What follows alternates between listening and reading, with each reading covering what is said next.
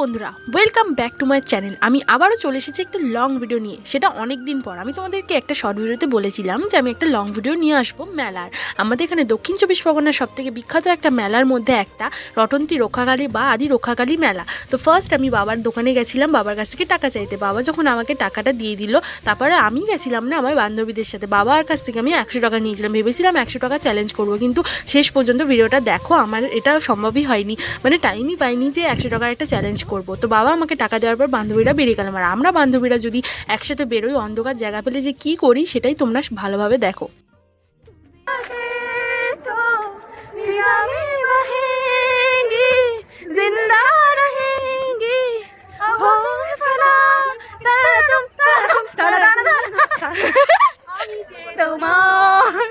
শুধু যে তোমার আমি যে তোমার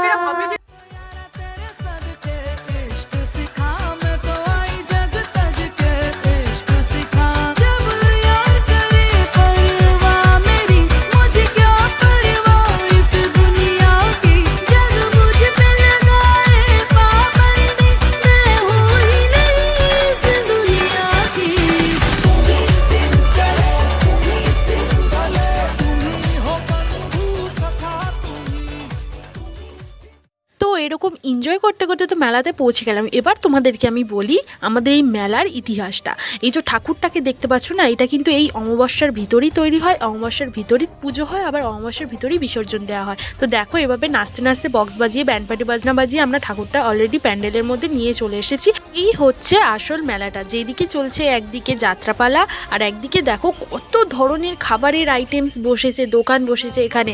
তো তারপর আমরা চলে গেলাম যেখানে ঠাকুরটা রাখা হয়েছে সেখানে, কারণ সেখানে না একটু নাচের প্রোগ্রাম আছে বা সবাই ডান্স করবে। আর ওখানে না একটা হাঁড়ি বাঁধা আছে যেটার মধ্যে দই বা দুধ এরকম কিছু দেওয়া আছে, সেটাকে ভাঙবে, যেরকম হয় না একটা হোলির সময়, তো সেরকম একটা ক্রিয়েট করা হয়। তো দেখো এখানে কি সুন্দরভাবে সাজিয়েছিল ঠাকুরটা, কিন্তু আমি ভালোভাবে দেখাতে পারবো না কারণ ঠাকুরটা না ফোনে রাখতে নেই, এরকম একটা আমি শুনেছি। তো তাই জন্য আমি অল্পের উপর দিয়ে তোমাদেরকে শেয়ার করছি। তো দেখো কি আনন্দটাই না হয় এখানে।